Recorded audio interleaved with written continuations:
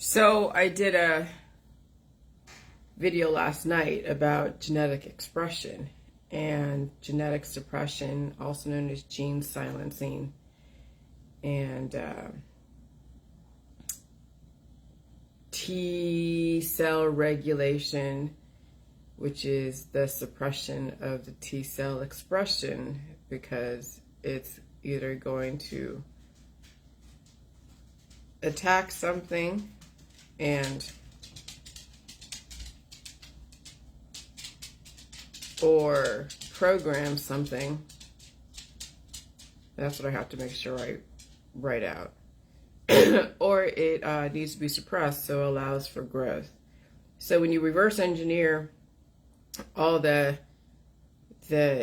current things that are going on, like cancer, and you see that cancer is from the T cell regulators, which means that there's so many T cell regulators that allows for so much growth, then this is where biotech goes in and uses your own DNA and then programs it to do a T cell expression. Okay. And then it stops the growth. And so then this whole thing with the Schrodinger's proof of life, Schrodinger's theory, is that everything's a theory until it can be proven. Okay. And so what is proof? Well, that's all relative, but let's look at proof of life. Proof of life is when your body is genetically expressing. And we're so used to people dying, and some people die at a young age, and you're like, what the hell? And some people age out, and they get age-related diseases. And so then you're like, well, Schrodinger's theory is saying that you're not dead until you're dead. So how do you prove that this is poison, that is poison, this is poison, that is poison? So it's become rather convoluted when someone has this perception of what life is and what death is, and how do you mitigate potential death? When someone passes away at 35, and you're like, well, what the hell? And then someone passed away at 75 or 95, and then you're like, oh, they have great genetics. Well, that's obviously true, yes, they have great genetics. And why do they have great genetics? Well, they inherited it from their parents. They had the money to do the nips and tucks and things to them play with the T cell regulation and or allow T cells to express and genes to express. And so that's why you have different databases that allow expression and suppression, gene silencing, all the different therapies. So you can't get even that black and white as like just gene expression and gene suppression, because what are you expressing, what are you suppressing, and why? And why is there a reason to go in and therapize somebody's genetics? So then, okay, so if proof of life is, it can't be completely black and white, gene expression, gene suppression, because you can have so many genes expressed and it causes cancer and a person dies.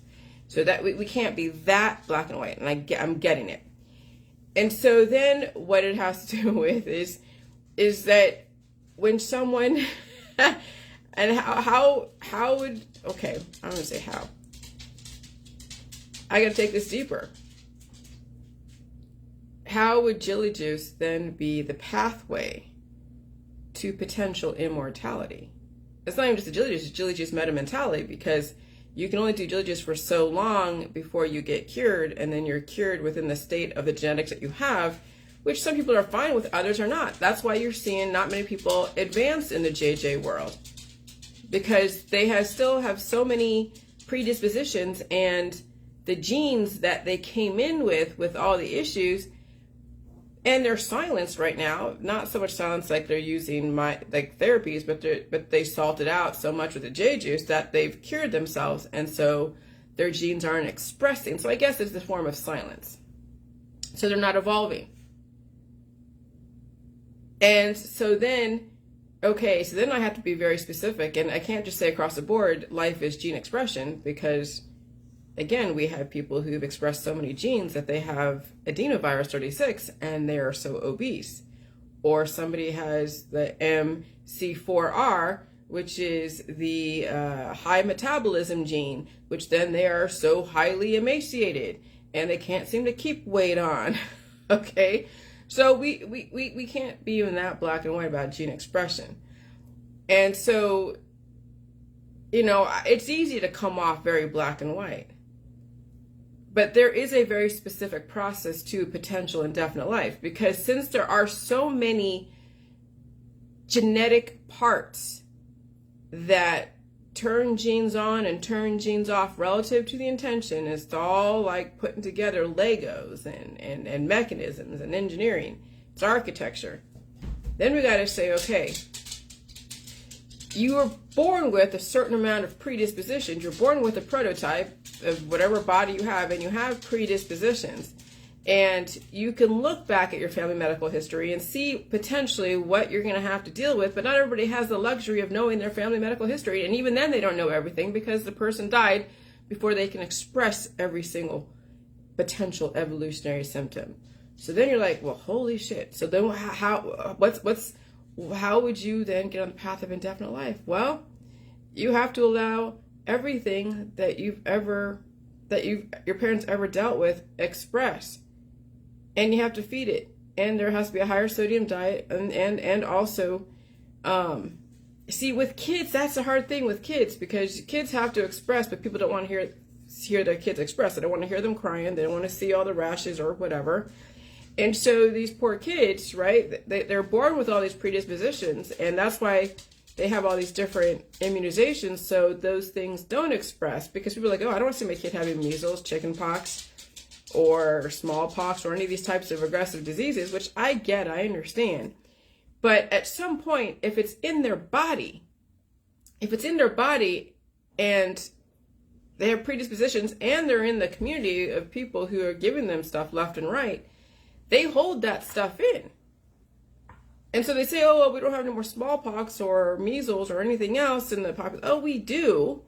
It just comes in different forms, maybe not as aggressive, but then those forms of not as aggressive in other symptoms then turns into things down the road. That's why people get cancer, because of all that stuff that they've held inside. Maybe they release it, maybe they don't. It's hard to say. And so where then I have to be, even with how to implement the Jilly Juice and what to expect, okay, is the fact that you have to allow everything to express. Like everything. And it's going to take an adult to do that. You can try to do this with your kids, but you know how people are with family and friends, and the kid's like inflamed and it's uncomfortable. They're going to be crying everywhere. You know, a parent is going to have to figure out with their minor kid how they're going to do this, if they're going to do it at all, or wait till they get older. And then, but who knows? That's the conundrum with parents, with children. Knowing that they are so behind the 8-ball, and it's going to take many, many, many, many years when you think about it, because they still have to have their social life. They still got to go to the birthday parties and all the mommy and me groups and the play dates and all the things that people do in our society. So they're going to turn to the cures. But so then I really have to target this when you think about it. I mean, some parents will probably do this stuff and allow their kids to express or homeschooled, and some parents are into all the home remedies stuff, which means they can transition to something like this and they're not tied into the mainstream. But then, you know, the other half of the world is very tied to the mainstream. Their social capital is their mommy and me groups and all of the play dates and all the PTA and all the school stuff. So they're going to take part in the cures market. So there's that reality.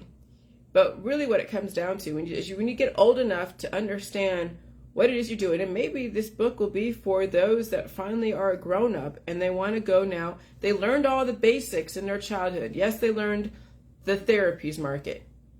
Okay? And maybe a parent will figure how to first get them edified to the current society with all the medical stuff, with all the holistic stuff, with all the social stuff and the expectations and the internet and the jobs and all that stuff. And then my book is going to be for them when they finally are able to take on this type of concept, these types of information, where you're going to have to now take everything that your parents ever done, everything that you ever did when you were a kid, so you can stay in the game, so you can play your soccer and your football. Now you have to undo it. Now you have to let it express. Now you have to take some time off and go into a cabin somewhere, have everything you could possibly want, save up some money, or who knows. And you need to hibernate. And you need to level yourself up and release those demons. And then go into society, pick up stuff, and then come back home and release more demons. Until your body is so strong enough to finally be able to handle this aggressive environment. Because right now, people are using the therapies market to do a nip and tuck, to do all the different therapies when they have an overactive hormone, then they want to go and suppress it with this drug or with this therapy or whatever. Okay. But some of us, like myself, will take on people's information and we'll take on all the different therapies that are out there, but we're going to actually take on the intelligence, but not take on the actual mechanism of it, the intention of it.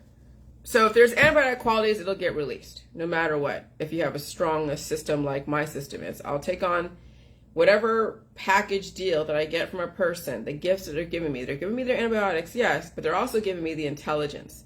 Yes, it might have an adenovirus in it. There might be an AIDS virus in it. There might be a flu virus in it. But all those are pieces of information, and it also has other proteins and things that my body will reconcile with and release, and it will enhance whatever that virus was intending to do with specific genetic components. So again, if I'm exposed to adenovirus, that's going to enhance then my ability to strengthen my fat, okay, or something.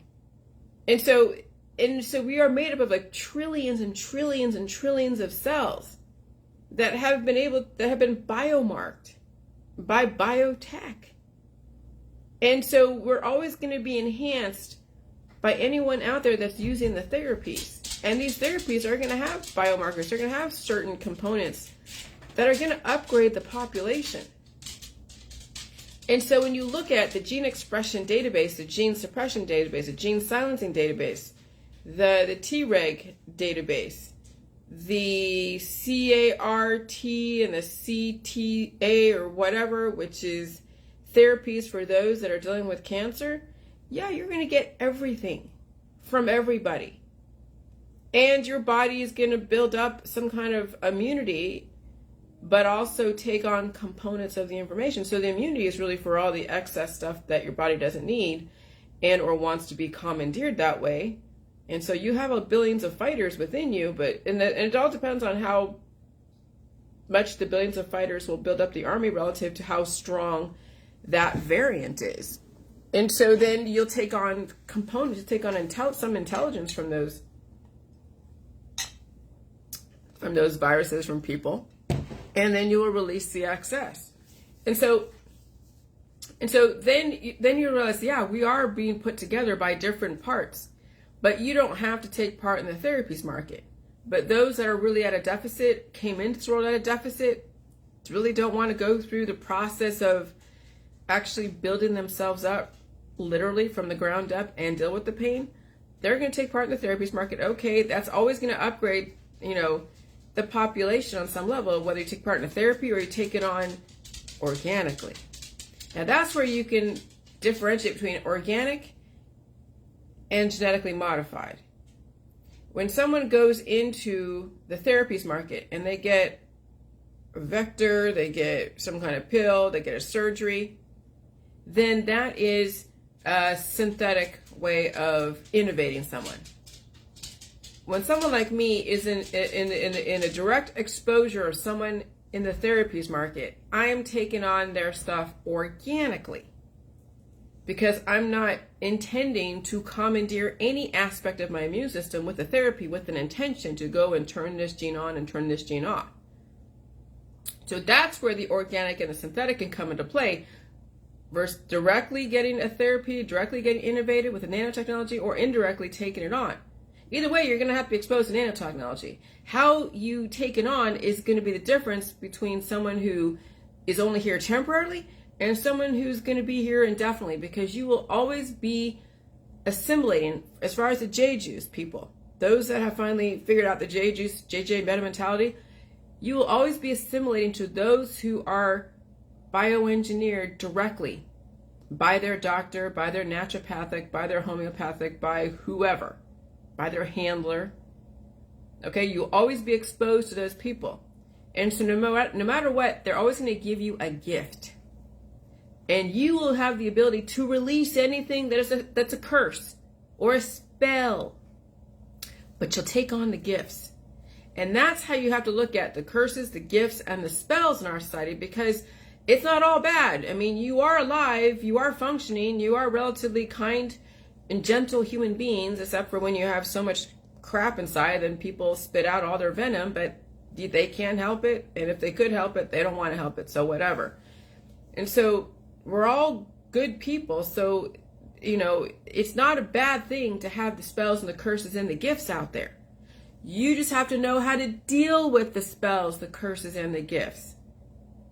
You release the spells because you don't want to be hypnotized by somebody. You release the curses because that's all the cures. And you take on the fucking gifts. And so if you go to a party once a year and you are in like just enveloped in everybody's gifts that they're giving you, because they're under so many different therapies and so many different things, and they have knowledge of the world of different areas, that's going to be a major evolutionary leap for a person. When you go into a party where there's so much diversity, but you don't try to compound the issue with more cures or suppress any genetic expression, that's where the lack of intelligence happens, is when somebody takes on therapies and then they go into a crowd of diverse people and they get all these symptoms. They're like, oh my God, this is so horrible. And then they go and suppress it with either J juice because they don't want to feel anything, or they use other types of therapies and compounds to then suppress the energy. And then you can't survive in a dynamic environment cured because you just closed your system down. When you turn off all the lights and turn off the energy, you're closing your store down. And so the system, the New World Order, is so strategic. They're giving you all the choice. And no, they're not going to tell you you should feel pain, because their whole system is predicated upon not feeling pain. So they can't be the one to tell you, well, we want you to now feel pain. So then there's the whole Jilly Juice world, right? And if we're not antibiotic, because they vetted me out very early on, the Ohio Attorney General vetted me out very early on and said, okay, is this antibiotic or probiotic? It's probiotic. Okay. Not that they condone what I'm doing, but then I have to go and change my marketing, my marketing headlines, which, yeah, they were correct. This is not a cure, and it should never be used as a cure. Because cures are deadly. Not to say that Jilly Juice is going to kill you, but when you use it as a cure, by not allowing your system to express itself, always trying to suppress or use it as a remedy for whatever, then how you're using Jilly Juice is by abusing it, no different than anybody using drugs to suppress energy. And so the whole gifts, the gifts that people give you won't be understood as a gift until you're able to tap into the intelligence. Right now, people don't see other people's mucus as a gift because they go into inflammation, or they have to go take a remedy for it, or they get sick and they feel uncomfortable and it's taking them out of their game. So they'll always view somebody else's intelligence as something to resist, as something to block, neutralize, destroy, because they never really understood the value of taking on intelligence, whether biophysically or intellectually. And that's why all the resistance around the J juice, because of the therapies market blocking intelligence. And so now we're redefining who people are in our society. They have tremendous amount of intelligence, a tremendous amount of information. Not that you want to take what they say all the time, but it's their DNA is what's going to enhance you. But then you have to also feed your brain information that allows that DNA to do something with what it is, to your purpose, whatever that is. If you don't even have a purpose, then you're just kind of floating around, just reacting. Because what's the point of you taking on other people's information and releasing it, and when you're not directing your brain towards something? Whatever it is, doesn't matter. It could be a piano, it could be playing the cello, it could be writing a book or writing your memoirs or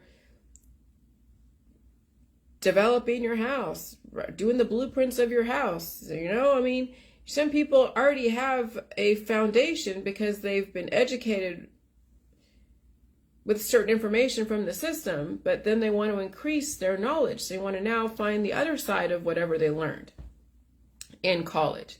But most people are not going to do that when they're educated. They're like, I got a degree in architecture, I got a degree in science, I got a degree in this.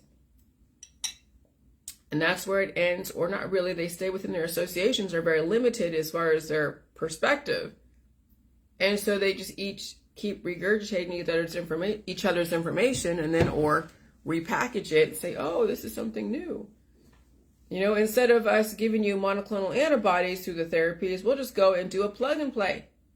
And we'll program your body to develop antigens against whatever antibodies or whatever, antibodies that are out there. And that's all viruses are, is the body's immune system. It's somebody else's programming. But it has to come from something antibiotic, because that's why the body reacts. I mean, when you go into a new environment,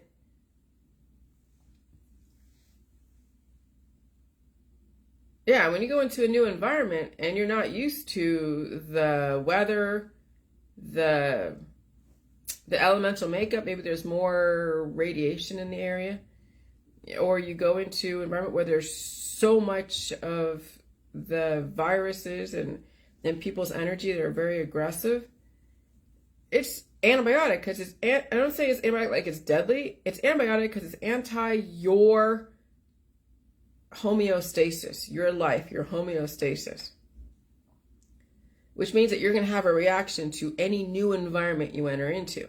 Just like you as a new person going into, like, if you're from the north and no one from the south has ever seen no one from the north, then you're going to upset the homeostasis, because people are like, oh wow, someone from the north, they look so different. And then they either worship you or think you're the enemy. Okay, so anything that is so different that goes into a homogenized environment, that's antibiotic. Doesn't mean it's deadly, but it can be like theoretically, abstractly deadly to the peace. Like I said yesterday, when I went into different homes or different families and different groups, I was always upsetting the homeostasis, because it's hard for me to assimilate. I'm just like me. And it's hard for me to bring me down to a notch, a certain extent. So it is whatever. But that's what antibiotic can also mean, is that you're so different that you're upsetting the status quo. Doesn't mean it's bad or good. It just means that everyone's going to now have to assimilate to you, and not everybody wants to assimilate to you. And the people resist, and they take on their therapies, or they chase you out, or they freeze you out, or they talk about you, or who knows what. And so that's what you have to understand. So antibiotic doesn't necessarily mean that it's anti-life, like literally anti-life. It means that you are upsetting the homogenized environment, and now everyone must adapt to you and be brought up to your level, or you be brought up to the group's level. But it's both sides. You have to be each assimilating to each other, or else you will be resisting each other, and it'll be war all the time. And that can't happen on a constant basis. It's okay for a little bit during the initial meeting stage, and that's called evolution. But you can't always be at war, or you will annihilate each other.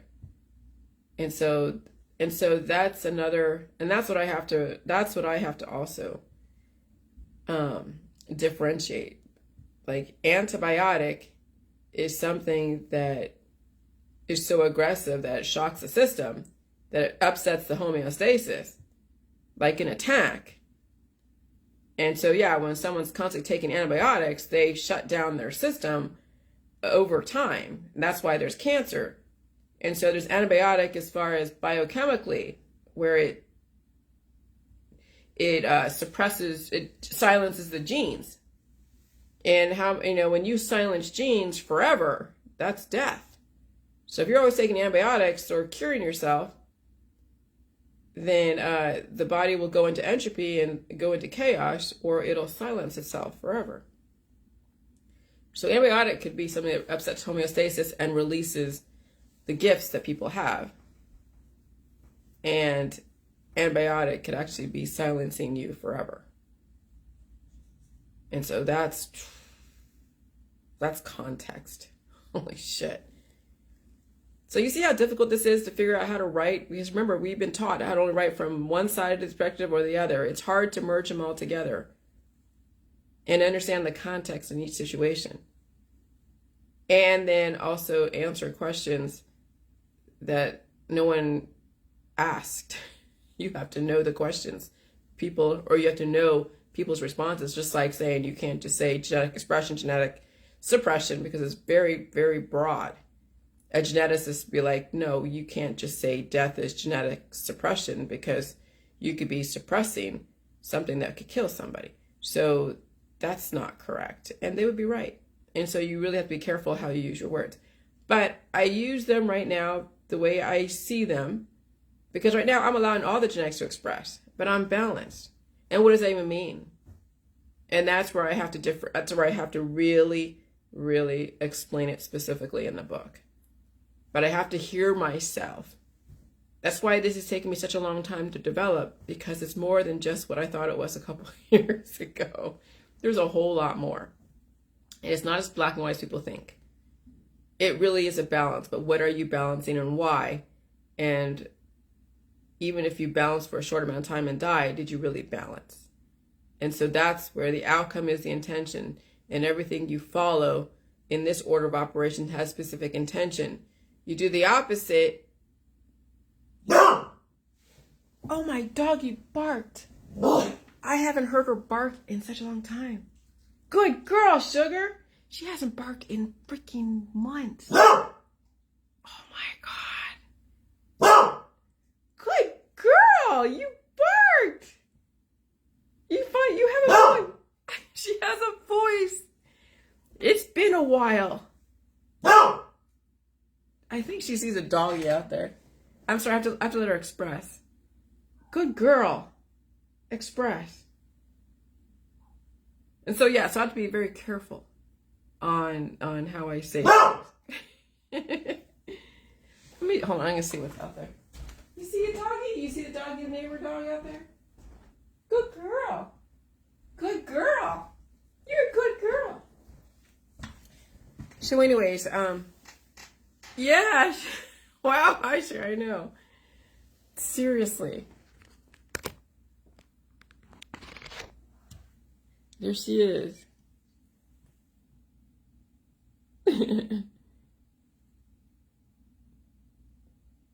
It's like I'm getting almost the old Sugar back, but in a different form. That's what's so amazing about this whole process. And so when I do talk about how to implement the Jilly Juice, which I will, it's going to be quite in depth. And it's going to be quite in depth. What are you doing, Sugar? And so, yeah, so to recap on all this, is that genetic expression and genetic suppression and gene silencing and gene therapy is all relative to intention.